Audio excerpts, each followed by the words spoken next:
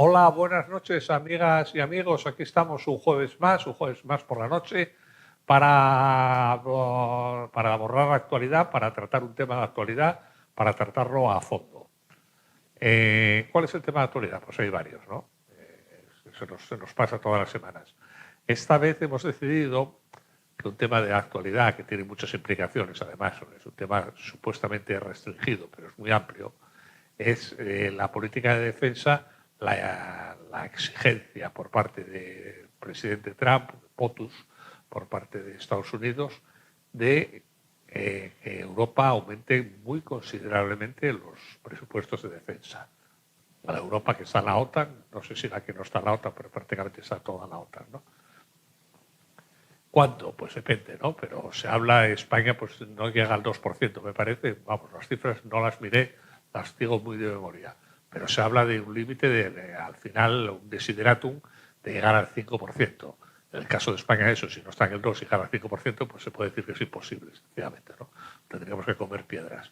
Pero bueno, otros países tienen el doble que España con respecto al PIB, ¿no?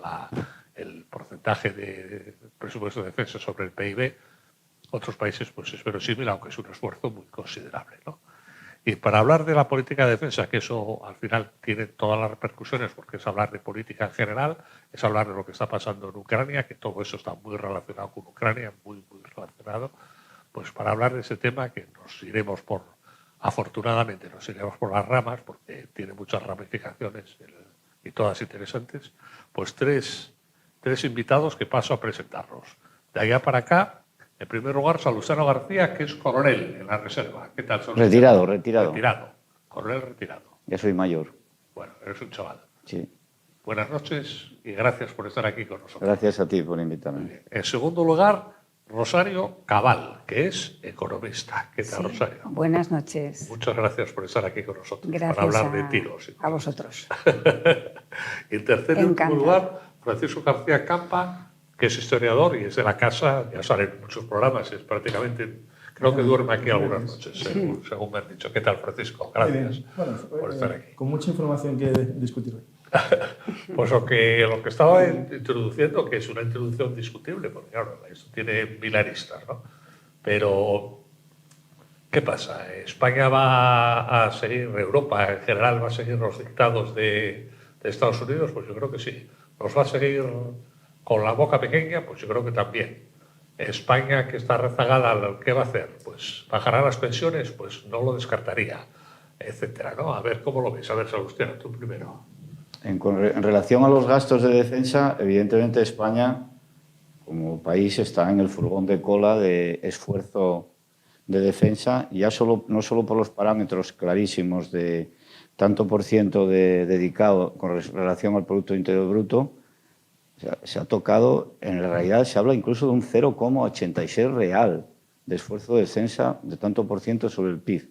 Lo que pasa es que después se introducen otros factores, se llega a un 1,23 y se introducen otros factores se puede llegar incluso a un 1,7. Pero bueno, ni muchísimo menos, ni siquiera atisbamos ese 2% que se ha marcado el Gobierno actualmente para el 2029, con primer ciclo de planeamiento, y alejadísimo del 5% que ha manifestado el presidente de Estados Unidos.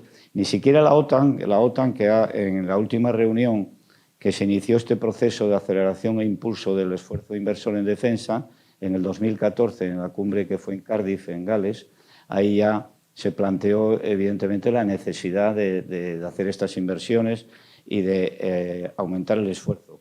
Ahí marcaba la OTAN en un 3,7, un 3,6 de tanto por ciento. Independientemente de un caso u otro, no deja de ser un poco utópico que dentro de lo que es la economía se pueda alcanzar en un plazo corto ese tanto por ciento. Incluso que hay una paradoja aquí, que es la economía española está en crecimiento, por lo tanto el PIB crece. Con lo cual ese tanto por ciento ya no es sobre el PIB actual, es sobre el PIB del 25, con lo cual es más dinero. Se habla de pasar de 20.000 millones, ahora mismo estamos en 14.000 y pico, 15.000 millones al año, se habla de pasar a 20.000 millones, incluso hay unas cifras ahí que están dadas un poco generales, se hablaba 150 millones diarios 4.000 millones mensuales y la otra era 55.000 millones por año para llegar al 5%.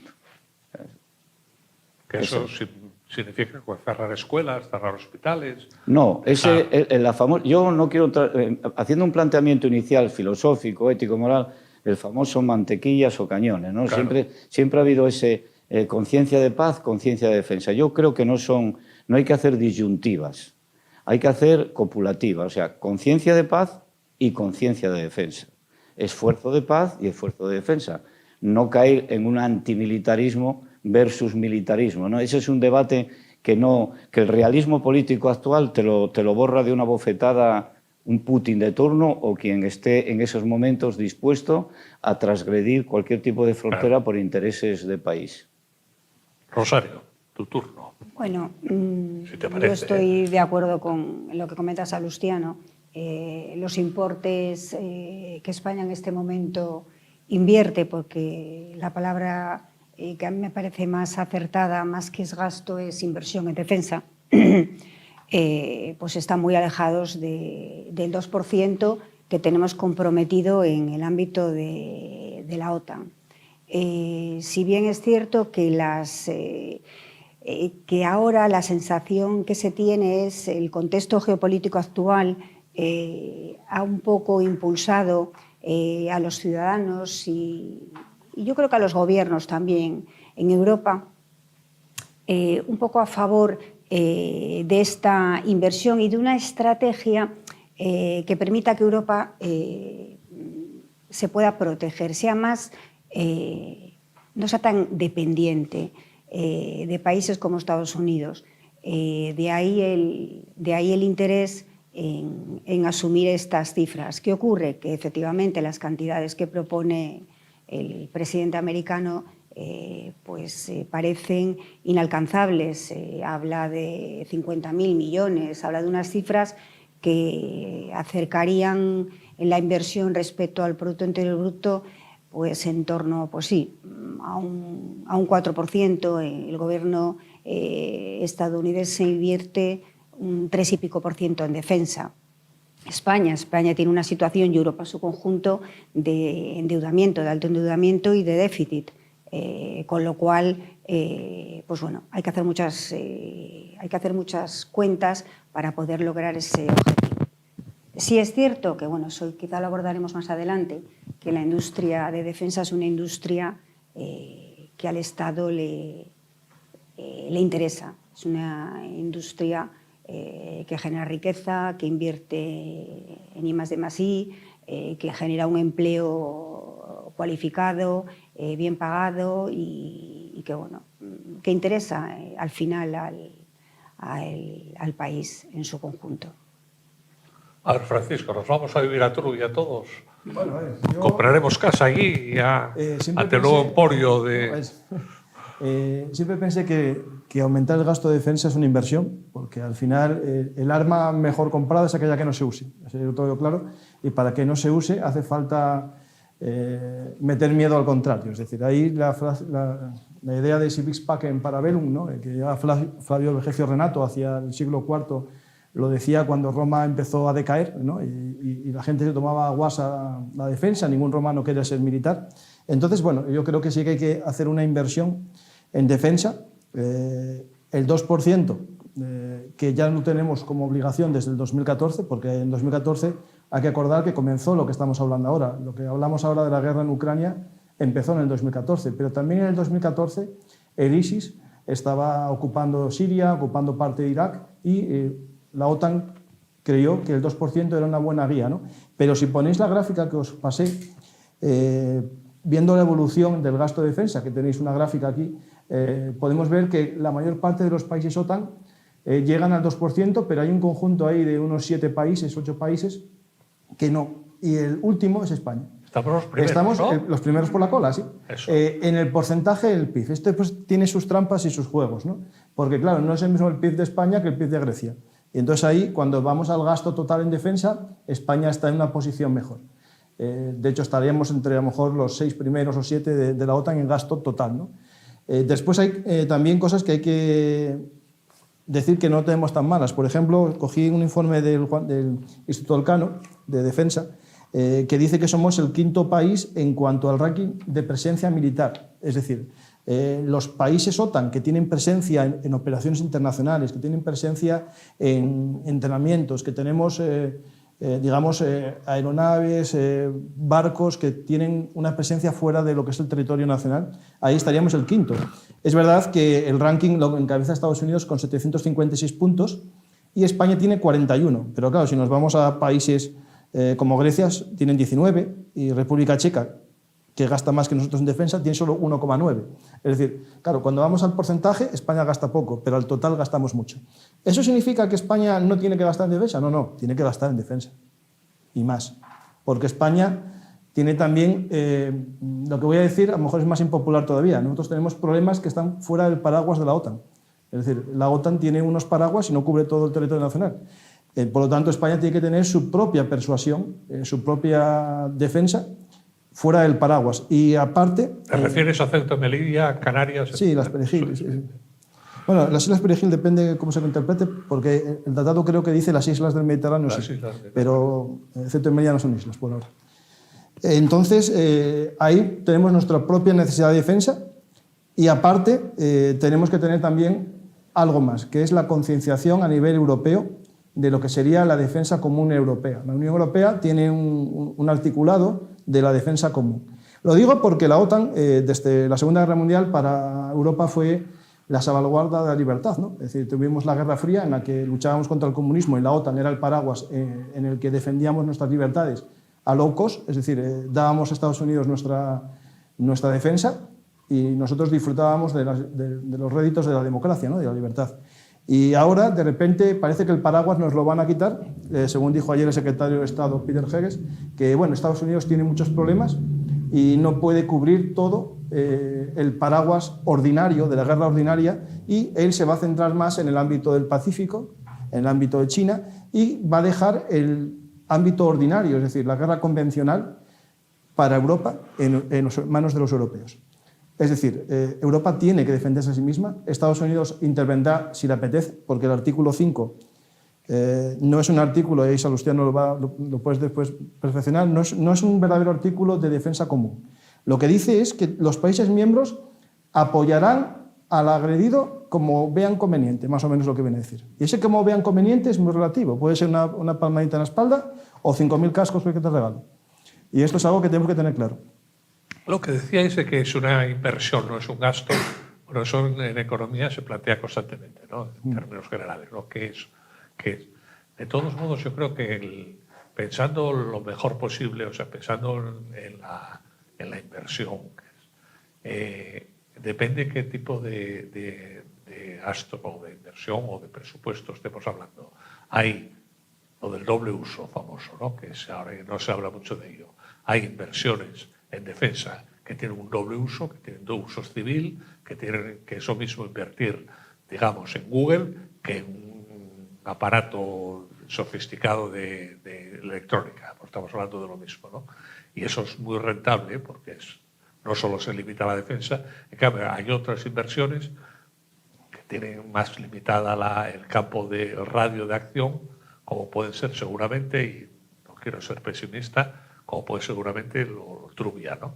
Trubia son las barcazas estas que hacen, ¿cómo se llaman? ¿Las barcazas? Sí. Las barcazas.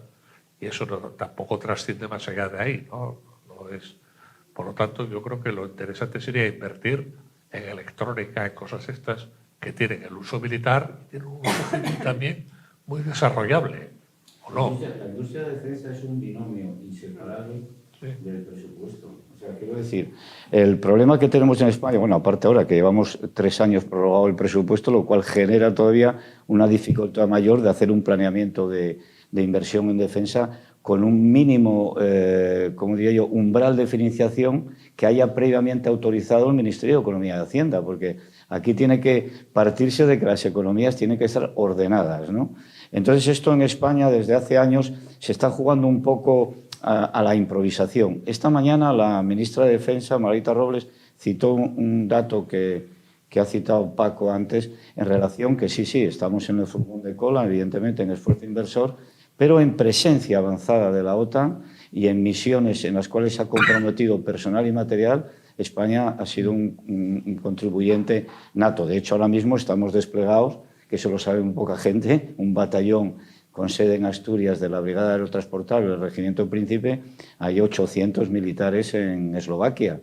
Y a eso le relevarán dentro de 6 meses, empezaron ahora, otro batallón de este regimiento. O sea, quiero decir que es la mayor presencia ahora mismo. Me parece que el total eran 800 militares efectivos más... Lo cual quiere decir que tenemos el ejército fuera de nuestras fronteras. Bueno, desde que empezaron las misiones internacionales, en lo que es la estructura militar de la fuerza, ha habido una parte que ha sido financiada siempre con un fondo de contingencia para las misiones, que no se ha incluido dentro del presupuesto de defensa, siempre ha sido un capítulo aparte. Pero evidentemente, claro, que tuvimos en ciclos de rotaciones todas las unidades en permanente activación para una misión. Me gusta que estén en Ceuta y Melilla y en Canarias. También debe de estar. Hay una cosa que cuando dices fuera de nuestras fronteras, en las fronteras hay un concepto que es la frontera avanzada. Es decir, los ejércitos que defienden las murallas suelen perder todas las guerras.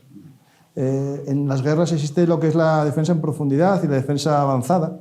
Y los países que quieren defender sus fronteras tienen que defenderlas más allá del límite territorial. Es decir, mucha gente criticaba que hacía Europa en el Sahel y ahora que no estamos en el Sahel echan de menos a Europa en el Sahel. Cuando alguien dice que la frontera española tiene que estar en los Pirineos, el problema es que nosotros pertenecemos a la Unión Europea, bueno, es muy complicado, claro. Que tenemos una defensa común europea y por tanto la defensa de España es también la defensa de Estonia y Letonia, porque si no, el día que ataquen al territorio peninsular, alguien dirá que tampoco es su frontera.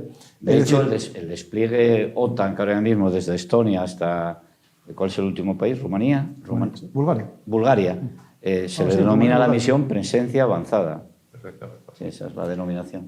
El tema es que el mundo es mucho más complejo. Estamos viendo en guerras que ya no va a ser guerras en sí entre naciones, sino puede ser unas guerras más globales. Y ahí ir por libre lo veo un problema muy grande.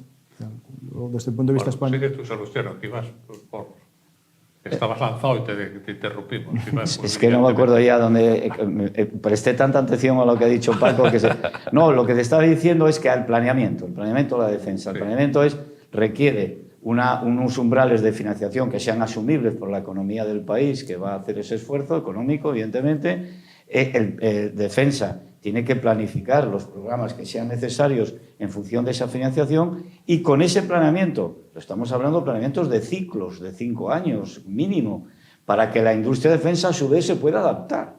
Porque lo que tú estás comentando de que todo lo que lleva un sistema de armas no es solo la barcaza, o sea, claro. En ese sistema de armas está la torre, está la electrónica, todo forma parte del I+D+I, incluso el acero que se pueda emplear en esa barcaza. Claro. Hay que recordar que la red de Internet parte de una inversión previa en defensa, por ejemplo, que es el uso mundial. Claro. Entonces eso está ahí. España, el problema que tiene es que no hay, en el gobierno actual, yo creo que no hay un equilibrio ideológico muy favorecedor para que esto se pueda llegar a un pacto presupuestario que pueda aprobarse en el Congreso, muy difícil, que son presupuestos prorrogados, con lo cual tienes que andar, ¿cómo se llama ese término económico que se hace para gastar algo fuera que no está sin presupuestar? Ajuste presupuestario, siempre. Que es lo que lleva haciendo, van por 50.000 millones es este que gobierno. O sea, los presupuestos... No estamos hablando de 2 duros. Quiero decir que no tiene el mecanismo presupuestario engrasado para poder hacer frente a estas cosas. Yo creo que el soft power, o sea, el poder blando, ya es un tema que hay que olvidarse de él, y actualmente el equilibrio geopolítico global forma parte, hay gente que lo llama unipolaridad, multipolaridad. Bueno, está claro es que se ha reunido la primera potencia del mundo, entre comillas, Estados Unidos, con Putin, han llegado, parece ser, a unos acuerdos que se está diciendo cosas, pero no se sabe exactamente en qué va a consistir, pero de momento ni Europa ni la OTAN han participado en ese previo acuerdo o armisticio. ¿Qué quiere decir esto? Pues que tenemos que adaptarnos a los tiempos que corren, y los tiempos que corren son esos. Evidentemente, Europa ya tiene que empezar a dejar un poco... Yo voy a ser un poco peyorativo, no sé, incluso faltón, O sea, no podemos estar... No, faltón. No podemos estar generando normas y reglamentos para hacer botones, o sea, cápsulas de plástico para que no se caigan de las botellas. O sea, es que estamos con unas prioridades de inquietudes increíbles y después tenemos un problema delante y tiene que venir el primo de Zumosol a resolverlo. O sea, es que, como dice Paco, como he dicho, o sea, la geopolítica hoy no tiene distancias. O sea, hoy en día Estados Unidos tuvo que ir a combatir a 4.000 kilómetros de Afganistán porque vio afectada su vulnerabilidad pues, con un acto terrorista en pleno corazón de Manhattan, ¿no? Entonces, en estos temas no hay que ser alarmista, pero hay que ser realista. Y el realismo no puede venir como consecuencia de una bofetada que te pegue no sé cómo llamar a Putin. Llámalo como quieras. Bueno, el chulo del barrio. No, había una palabra que era, ¿cómo era? El homo soviéticus, el homo putinis. O sea, es que hay un homo putinis que considera que determinados territorios son su área de influencia y se carga absolutamente cualquier tipo de legalidad. No hablemos ya de derecho internacional. Ahora mismo, en Gaza y tal, el derecho internacional, ¿dónde está? ¿no? Tengo ganas de encontrarme con algún amigo, profesor, que viene aquí, bastante catedrático de Derecho Internacional, para que se busque otra cátedra, porque el Derecho Internacional no existe. Ya, pero ha saltado por los aires. Es que una cosa es la condición humana y otra que es lo que puede avanzar la condición humana a implementar una norma de obligado cumplimiento. Eso es muy difícil, pero hay que intentarlo, ¿eh? O sea, tampoco hay que denostar la posibilidad de que se impongan unas reglas mínimas de actuación que no se permita todo, ¿no? ¿Cómo hacemos para que las inversiones en defensa tengan otros usos? O sea, sean hiperrentables, por así decirlo. Las inversiones en defensa, España actualmente cuenta con 130, yo creo que son 130 empresas en defensa, 3 de las cuales están entre las 100 mayores del mundo. Sí. Es decir, que en ese sentido la industria de la defensa española es una industria fuerte. ¿Qué ocurre? Que yo creo que el Gobierno tiene un poco que, como decía ahora Salustiano con los tapones de las botellas, bajar de las musas al teatro. Es decir, aquí sistemáticamente los presupuestos han tenido una dotación insuficiente, las partidas presupuestarias para atender el gasto en defensa, de forma que tú en los últimos años revisas los presupuestos aprobados, bueno, ahora estamos en prórroga, y observas que hay, entre lo que se ha presupuestado y lo que se ejecuta, hay diferencias de hasta el 11%. Todo luego gastado a base de utilizar o de tirar de los fondos de contingencia.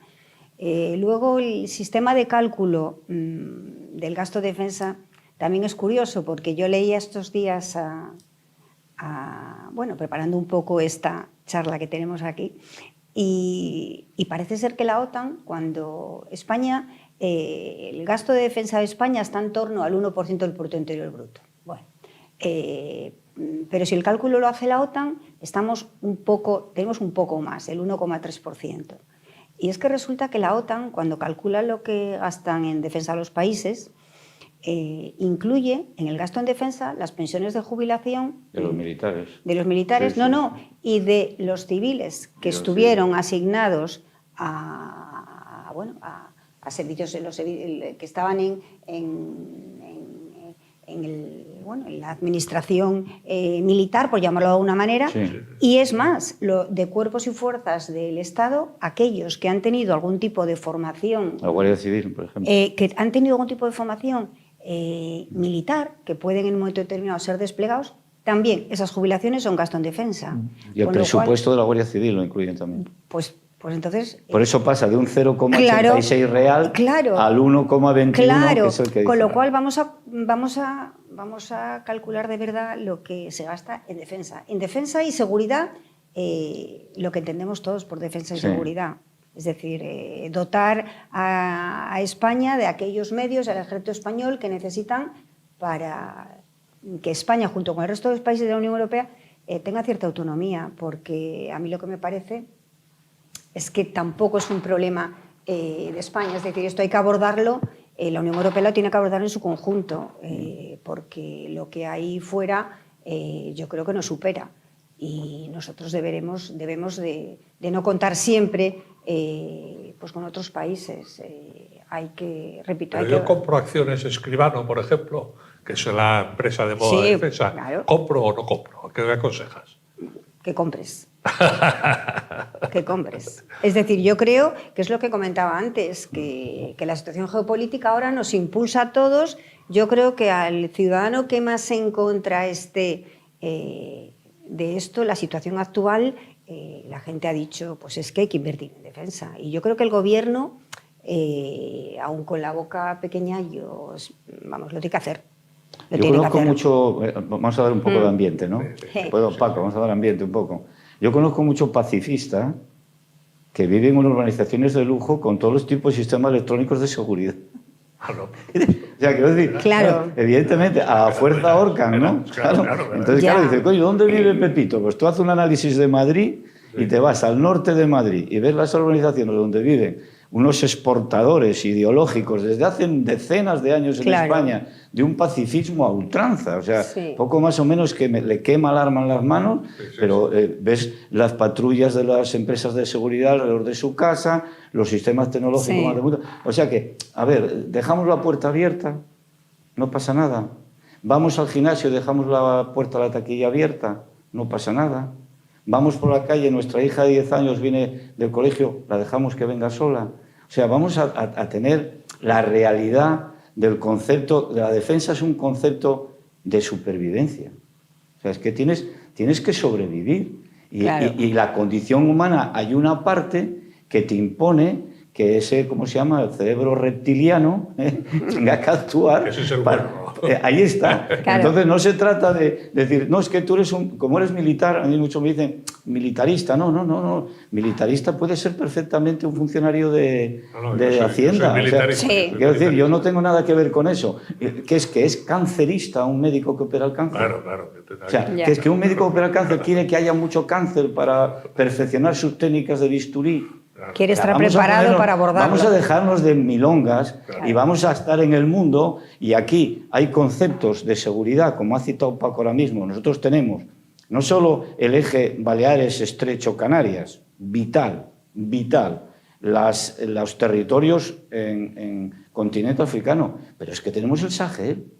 El Sahel sabe todo el mundo que es un instrumento que está metido ahí, que en cualquier momento puede exportarte en el flanco sur de la Comunidad Europea, con unas fronteras que ahora mismo estamos todavía jugando con el embeleso de papeles para todos, que no pasa nada. Como que sí que pasa, que hay que controlar estas cosas y que tiene que estar regularizado.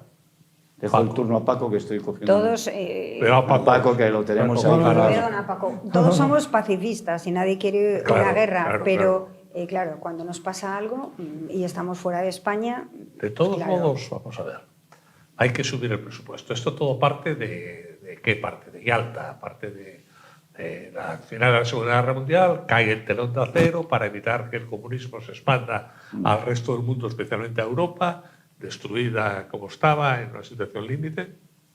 Estados Unidos por la Marshall, y en general ayudas, y por supuesto ayudas de defensa, ¿no? Asume la defensa de Estados Unidos y Europa. Hay un momento que Europa debe hacerse mayor de edad. Creo que ha llegado el momento ahora por presiones de Estados Unidos y ahora más especialmente de Trump. Ahora bien, ¿qué quiere decir aumentar el presupuesto? Porque si aumentamos el presupuesto de defensa, las armas se las vamos a comprar a Estados Unidos. No hay capacidad ahora en 4 años para empezar a fabricar aquí armas. En el planeamiento en España se pretende que sea en la industria de defensa Ojalá, del país. pero Bueno, ahí tengo yo A ver. mis dudas. Lo que pasa es que hay sistemas de armas que no se puede no evitar. queda, claro que no de te queda, comprar. claro. A ver, en teoría tendría que ser así, y lo que implica el gasto del 2% de defensa no vale decir que aumento el 2% o el 5% del PIB, porque Alemania tiene un gasto en defensa mayor que España, pero no, es inoperativo. Es decir, en casi todo es en sueldos y gastos de, digamos, de mantenimiento de oficinas, y de hecho lo bromean que es el ejército de las oficinas, ¿no? Es decir, no tiene un real despliegue militar, no tiene portaaeronaves, no tiene una armada potente, y estamos hablando de un país que gasta, en comparación con España, casi medio punto más. Es decir, no es en sí el gasto. De hecho, la OTAN lo que establece es que el aumento en el gasto de defensa tiene que ser para tener medios defensivos en una posible guerra. Y ahí hay un dato que es lo que llaman ellos el porcentaje de inversión en equipamiento sobre el total de gastos. Y lo que exige es un 20% de gasto en equipación. Y España gasta el 30%, más que Estados Unidos, que gasta el 29,9%. Es decir, en la parte que es operativa de un ejército, la reforma del ejército, la compra de blindados, la compra de aviones, eso es lo que en teoría se quiere incrementar. No es el hecho de que se paguen más pensiones, que ahora se compren coches eléctricos para que no emitan CO2, sino hay que comprar eso. O sea, vehículos de combate, vehículos de los que tú dices que no son de doble uso. La realidad, la defensa es algo más que el ejército. Hay también un realme moral. La sociedad necesita entender la conciencia de defensa, entender que si tú pones alarma en tu casa, en tu país tienes que tener también sistemas de defensa. Pero también hay una guerra nueva, que es la guerra híbrida, la guerra cognitiva, la guerra en la zona gris, que implica otros gastos. No son tanques lo que tienes que comprar, no son carros de combate, no son aviones, son pues la IA moderna, que tenga algún sistema de inteligencia europeo, el satélite que acabamos de mandar de telecomunicaciones, que vamos a mandar otro dentro de un año. Es decir, España tiene que desarrollar también capacidades de inteligencia, que eso es parte de defensa, y genera un I+D+I en España sin igual. Es decir, España puede comprar submarinos, eso lo podemos hacer, pero tener la capacidad de hacer submarinos, eso es algo que genera riqueza en el país. Pero esos submarinos también con patentes bueno, extranjeras, cada vez menos, por ejemplo, cada vez menos. Constante, ¿no? Sí, bueno, vamos a hacer una pequeña pausa, un alto al fuego. Vamos a hacer un alto al fuego, una pausa de hidratación y volvemos dentro de un minuto. Hasta ahora.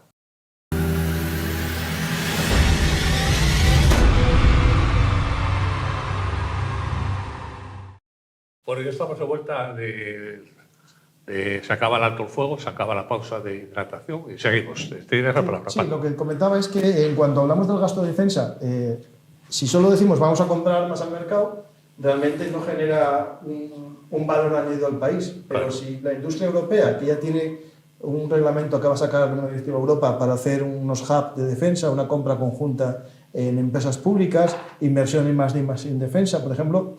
A ver, hay gente que es contraria a desarrollar un submarino español, porque dicen que es más barato comprarlo. Hay gente que dice, ¿para qué vamos a desarrollar un blindado español si ya hay los Bradley, ¿no? Es decir, hay gente que tiene esa pretensión de comprar todo hecho porque es más rápido y mejor. El problema es que estamos viendo que en algunas guerras se empieza a negar al otro usar armas tuyas. Es decir, si yo tengo armas de otro, y estamos viendo lo que nos está pasando con Trump, imaginamos una guerra en la que Trump no quiera participar y que antes ya se hablaba de que te prohibían usar un arma en una guerra, por ejemplo la guerra del Sáhara Ifni, ¿no? Es decir, había esa leyenda. Imaginar ahora que es electrónica, es decir, desde un botón te desconectan.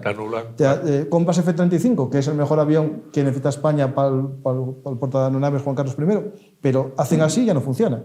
O el GPS es muy bueno, ¿no? Hay que hacer un GPS europeo para que no te lo puedan desconectar, porque el GPS es estadounidense y te lo puede desconectar. Es decir, yo no estoy diciendo que hay que estar en contra de Estados Unidos, pero tenemos que tener una defensa europea. Y si es posible, cada país... Industria aeronáutica europea sí hay. Eurofighter, sí. Y es de primer nivel, por ejemplo. O si no, están los Rafale franceses o están los SAP suecos. La Europa de defensa común lleva manejándose como criterio en la política europea desde la fundación de la Unión Europea, prácticamente. Hay una lucha constante por establecer un marco común de competencia, de hecho, un cuerpo de ejército europeo. O sea, se han intentado de muchas maneras. Pero lo que ocurre es que vuelvo a lo de los tapones de plásticos, es que las prioridades hay una sensibilización social sobre temas que no debieran de ocupar más de un minuto de planeamiento al día, y lo realmente importante, lo mollar, que es la situación geopolítica con el cambio que ha dado de la época post-Segunda Guerra Mundial a la actual, en la cual el escenario es mucho más inestable, menos previsible, más de incertidumbre global en multitud de aspectos, a nada que se analice geopolíticamente los conflictos. Entonces, esa es una realidad y hay que hacerle frente con dos connotaciones importantes. En primer lugar, generar dentro de la Unión Europea ese acuerdo común para hacer un esfuerzo inversor coordinado por la potencialidad de todos los países componentes, y después yo creo que cada Estado-nación sí que debe de cuidarse de generar ese retorno de esa inversión al propio crecimiento económico del país con la industria de defensa. Yo creo que eso es muy importante. Y España ese músculo lo tiene, ¿eh? Lo tiene, y además lo tiene para gran envidia en algunos aspectos, porque aquí se han hecho muchas pruebas. Yo conozco, por contar una batallita, la época de cuando yo era teniente, cuando se hizo la inversión en los AMX-30 franceses, famosos carros con una tecnología a punta y tal. O sea, salías con un batallón de carros por el campo de maniobras y a los 10 minutos estaban operativos 2. O sea, dices, bueno, tengo unos mejores carros, pero tiene unos fallos tecnológicos brutales. Y pues todos esos componentes formaban parte de otra red de suministros que agotaba absolutamente ese esfuerzo inversor. Entonces, a veces, a lo mejor tener un sistema de armas más sencillo, pero más nacional, te hace que la logística que lleva detrás todo sistema de armas puedas de alguna manera autoalimentarla. Eso es el ideal, pero es casi imposible. O sea, hay que reconocer que hay sistemas de armas que si la tecnología punta sale de Silicon Valley, pues tienes que ir allí a enterarte de qué va eso. Los sistemas ahora que se ven en la guerra de Ucrania, el futuro sistema aéreo de combate, el FCAS en siglas, pues esto es todo la tecnología de inversión en el tema de los drones.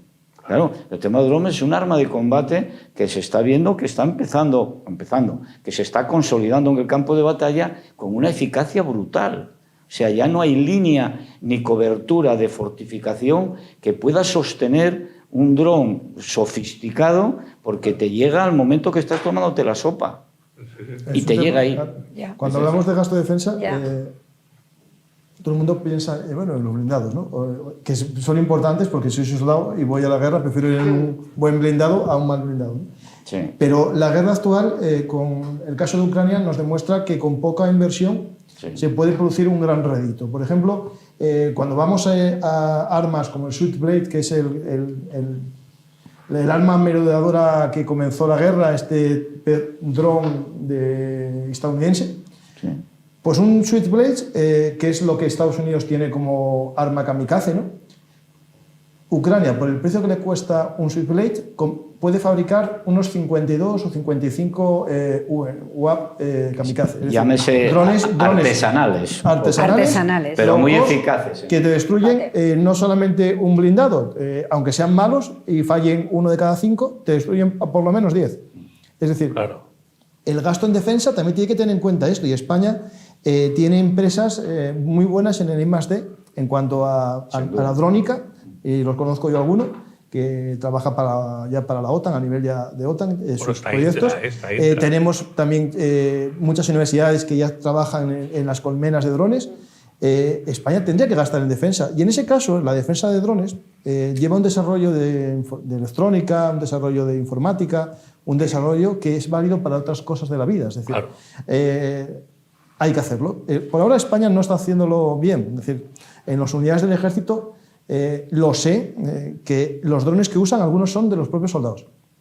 Se compran esos drones para hacer prácticas de drones. Y eso es algo que no se puede decir. Eso es algo que no puede ser. Eso no puede ser. Un dron, estamos hablando, yo tengo uno y bastante normal, el Digi3, que es bastante tal, y son unos 1.000 euros. Es decir, si una unidad como una brigada no puede tener comprados por el ejército, no sé, 50 drones de estos, es que estamos muy mal, porque no es que no haya dinero, es que no hay ganas de mejorar. Claro, es decir, un ejército que está viendo que en la guerra de Ucrania cada día se lanzan 2.000, 3.000, 5.000 drones, y Ucrania fabrica entre 4 y 5 millones de drones anuales, como artillería, porque cuando aquí hablamos de piezas de artillería, todo el mundo entiende que un cañón tiene que lanzar muchos obuses. Pero es que ya no se usa artillería en la medida que se usaba al comienzo de la guerra. Ahora se usan drones que no fallan, porque la artillería tú lanzas 10 y alguno dan el objetivo, pero los drones ya van a por el infante.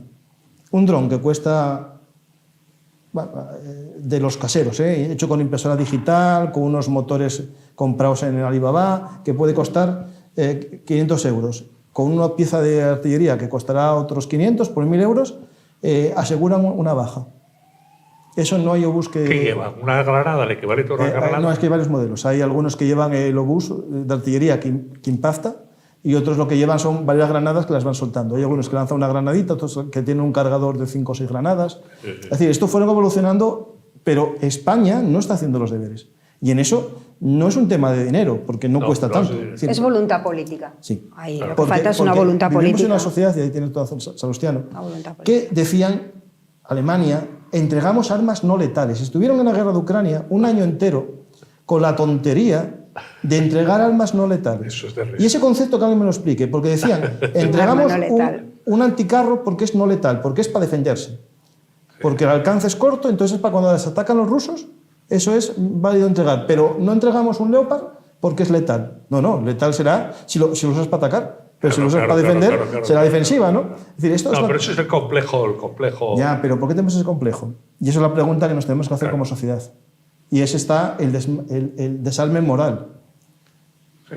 Llegamos a vivir una sociedad en la que se ocupa en tu casa, tienes que sentirte mal. Tienes que pagarle la luz porque y el quieres agua. echar a la persona que ocupó tu casa.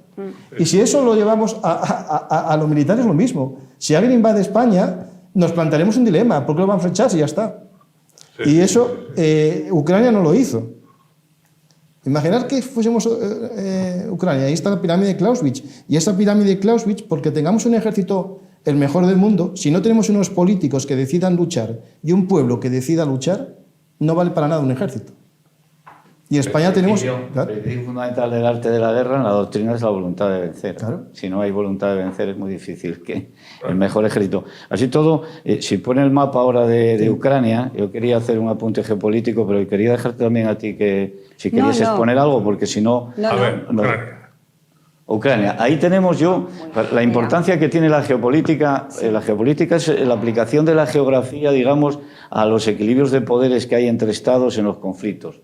¿Por qué en el armisticio que se vaya a firmar, no lo llamar armisticio, ese acuerdo que parece ser que puede hacer Putin con Trump, en color rosa se ve más o menos la línea del frente, ¿no? Un poquito menos. Esto está más que lo que hay enfrente.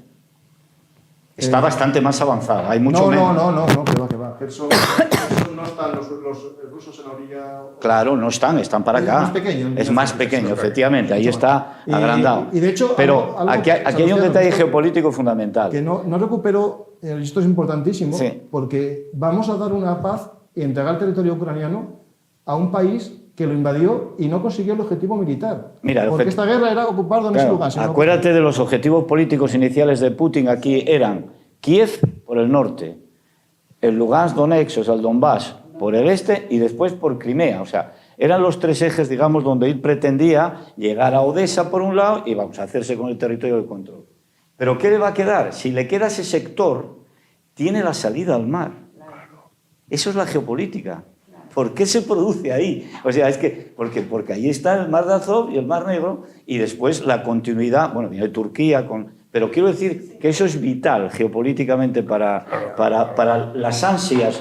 Entonces, decir, bueno, ¿es un gigante con pies de barro? Yo creo que se ha demostrado claramente en el conflicto, que lo que Rusia aparentaba de merendarse esto una semana en algún programa de televisión, algún almirante, que no quiero citar su nombre, dijeron que era cosa de días el conflicto. O sea, que esto... ¿Almirante? Sí, almirante, no el que tú conoces, otro. No, Otro almirante. Otro almirante dijo textualmente que esto era una semana. Porque lo que había pasado en Crimea hacía la comparativa de que como los militares ucranianos se entregaron a los rusos, los colocaron con radiación rusa y les mantuvieron su sueldo y nóminas, dijeron que iba a pasar lo mismo. Y dije yo, mira, esto va a durar muchísimo y no sé si se acabará en un armisticio años. Dije yo, qué exagerado eres. Porque Rusia es un gigante con los pies de barro y lo ha demostrado. Está aplicando un reemplazo de efectivos brutales, es una auténtica sangría. Hay ataques, a veces lo comentamos con Paco en otros programas, que son oleadas al estilo de la Edad Media, carne de cañón pura y dura. Y muletas. Hay gente herida que está combatiendo. O sea, quiero decir, es una barbaridad. Pero eso no le permite a Rusia avanzar 5 kilómetros, 3, 1,5, después de un mes de machaque. O sea, quiero decir que estos temas... Pero eso es por algo. Y es que el ejército ruso, la propaganda occidental lo ha magnificado. Claro. ¿Y la suya? Siempre. Está la disuasión nuclear, siempre está la disuasión. Ahí, magnificado. el que acaba de publicar, creo que fue en el ABC, una cosa importante. Es Europa. No nos planteamos ser derrotados en el plano de guerra convencional, más o menos la reflexión de él, por Rusia. porque vemos sus capacidades y si Europa quiere luchar, tenemos capacidades defensivas. Sí. El problema es la no convencional. No, como no, Y claro, Rusia tiene ese arma nuclear que Europa no tiene. Europa tenemos el paraguas nuclear estadounidense, el francés y el británico, ¿no? Pero no tenemos una verdadera defensa nuclear. Alguien dirá, estoy diciendo una burrada. Bueno, el problema es que vivimos en una sociedad en la que mucha gente... Ese vector nuclear ruso, Sí. ¿de verdad es lo que se dice? Bueno, ¿O es también chatarra? Pongamos que tenga 6.000 y que funcionen 1.000, ya está, Que destruido. chatarra por ahí que son almacenada. armas, Da igual. esas sí que son armas letales. Y Sí. Aunque funcione 5. Con que funcione una, sí. Con que te mande una a cada capital, ya está. Ya, Es decir, el tema es que tú tienes que tener una MAD, es decir, una mutua de destrucción asegurada, es decir, para que el otro no se venga arriba. Y Europa no la tiene. Es decir, nos pueden lanzar misiles a Polonia, a Estonia, a Lituania, y Francia va a hacer algo. Francia va a lanzar misiles a Moscú porque han atacado Bratislava. No. Pues no. Entonces, es un problema que Putin lo sabe. Y si Estados Unidos saca sus tropas de Europa, que es lo que propone Trump, vamos a tener menos paraguas todavía. Entonces, yo creo que tenemos que empezar a caer del guindo del buenismo o de la adolescencia permanente, que es lo que tú, esto de los botones, que Sí. sí. No, que Rosario, que tenemos silenciada. No, estoy feliz escuchándolos. No, vamos a ver, mi opinión es lo que ya dije antes, que creo que Europa se tiene que poner las pilas. Se tiene que poner las pilas porque es que Europa nos estamos quedando sin casi nada. Es decir, dependemos casi absolutamente en materia de energía, en materia de industria, como estamos, con lo cual ahora el esfuerzo tiene que ser de toda Europa en su conjunto. ¿Qué ocurre? Que Trump conoce nuestras debilidades y Trump va a tratar de negociar como buen comerciante que es con cada país por separado. Con lo cual, pues ahí, en el caso de España, no tenemos nada que ganar y mucho que perder, más cuando el presidente del gobierno ha manifestado... Que nos pongan aranceles ya marcha para la India. Bueno, antes de que nos pongan aranceles. Arcelor, No, claro. pero hay más elementos ahí. Es que, bueno, un presidente de gobierno que dice que prefiere acercarse a China que a Estados Unidos. Es decir, que él va a ser el ejemplo de gobierno contrario o distinto al americano. Con declaraciones de ese tipo y un país como el nuestro, pues tenemos mucho que perder y poco que ganar. Con lo cual no queda más que Europa en su conjunto afronte todo esto. Y España, pues España que ajuste un poco, tendrá que ajustar sus presupuestos, tendrá que hacer mejor los números y hay que sacar el dinero de debajo de las piedras para hacer las inversiones que se necesitan en defensa y en muchas otras cuestiones, porque nos están vendiendo permanentemente el bienestar social, la educación, la sanidad. Bien, sí, pero... Claro, es hablar por hablar, porque el futuro Hay más no está gastos que escrito. esos. Hay gastos que no son esos y Claro, que pueden ser más. que puede, que claro. lo normal es que haya pronto un gobierno de derechas en España, lo normal. A lo mejor no, a lo mejor sigue el PSOE 1000 años. Imagínate un gobierno de derechas planteando esto. Se le echan encima a la izquierda. Que completa. Claro. Mejor que empiece. Eso es terrible. Totalmente, claro. Eso es terrible. Totalmente. Yo no creo que sea terrible, yo creo que es una forma de madurar como sociedad, no tener complejos. Quiero decir, esto de la movilización social y la cale borroca potencial sindical que en un momento dado pueda no velar por el derecho al trabajo que puede tener alguien para trabajar y sin embargo el western de la calle te impide acceder a tu trabajo, eso se tiene que acabar.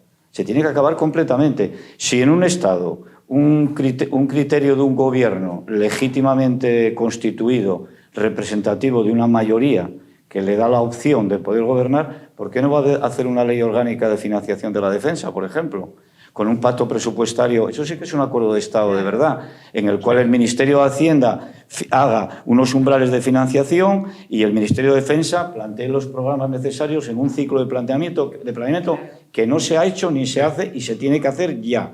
¿Y dónde está eso escrito? Lo tenemos escrito en una norma, que es la Directiva de Defensa Nacional.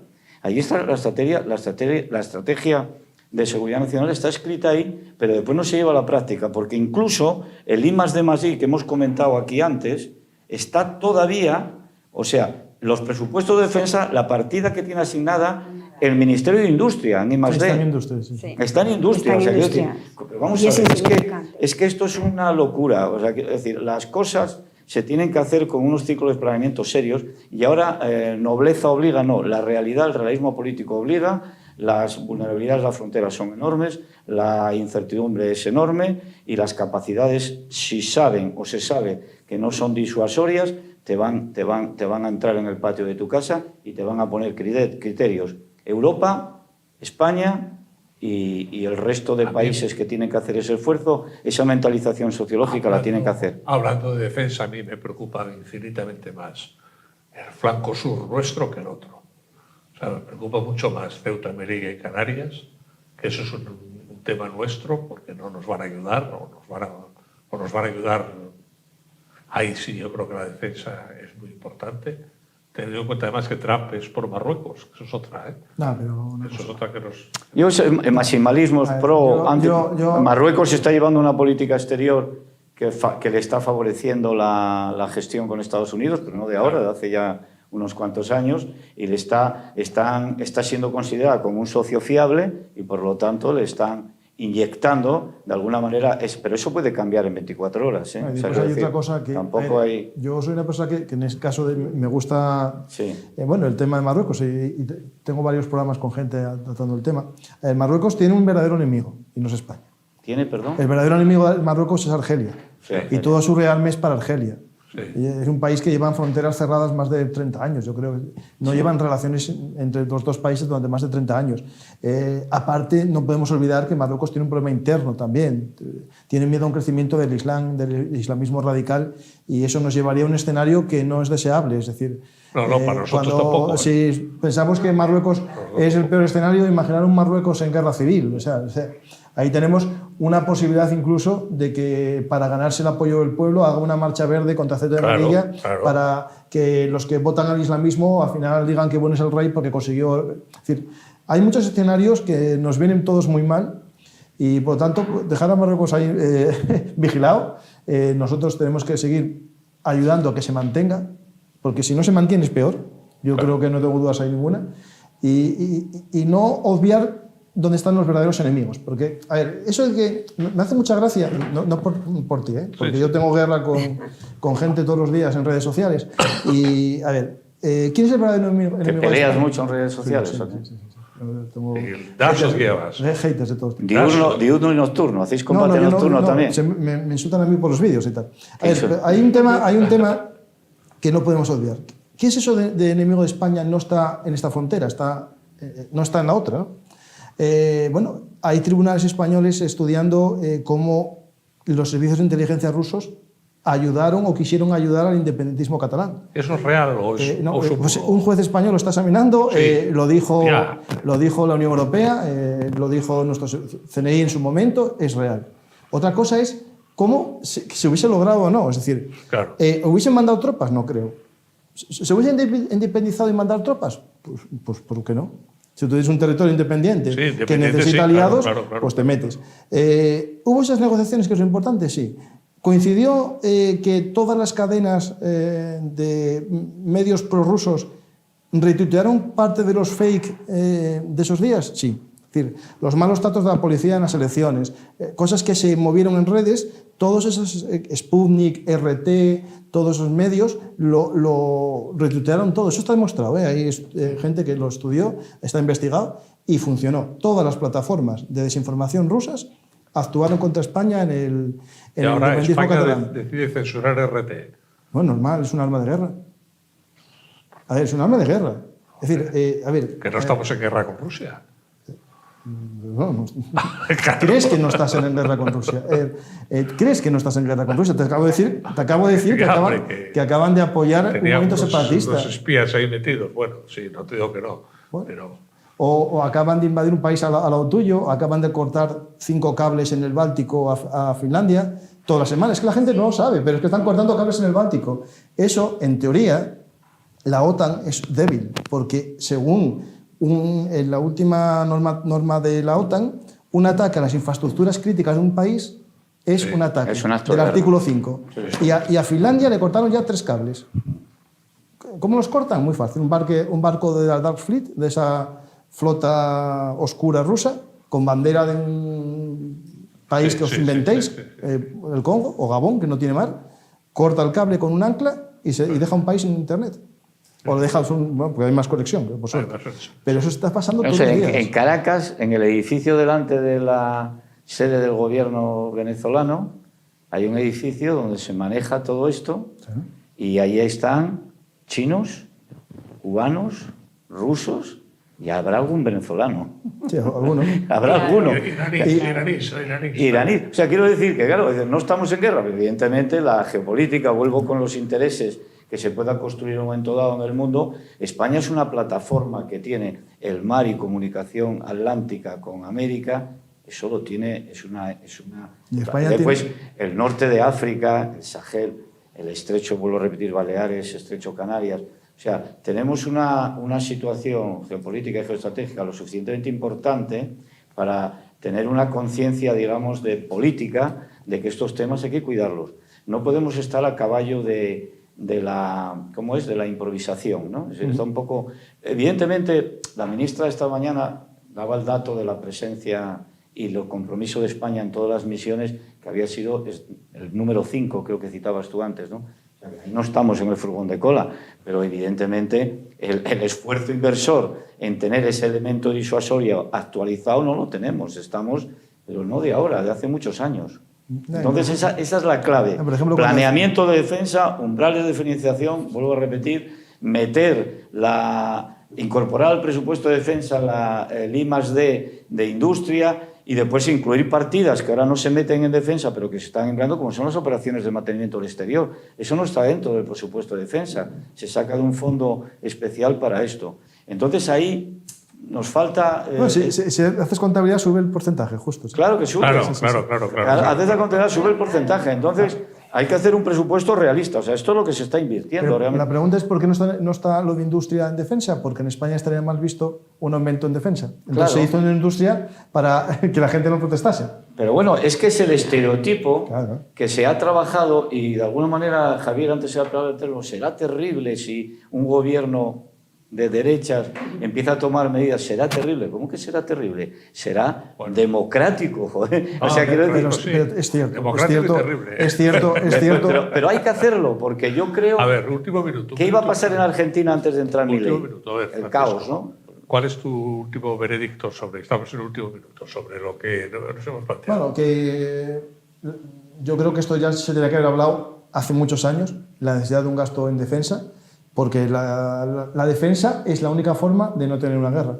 Es decir, los antimilitaristas, en el fondo, son más militaristas porque son los culpables de muchas guerras. Es decir, lo quiero decir claro, yo no estoy a favor de la guerra, de ninguna. Los militares que yo conozco, ninguno quiere una guerra, pero saben que si no hay militares, habrá una guerra.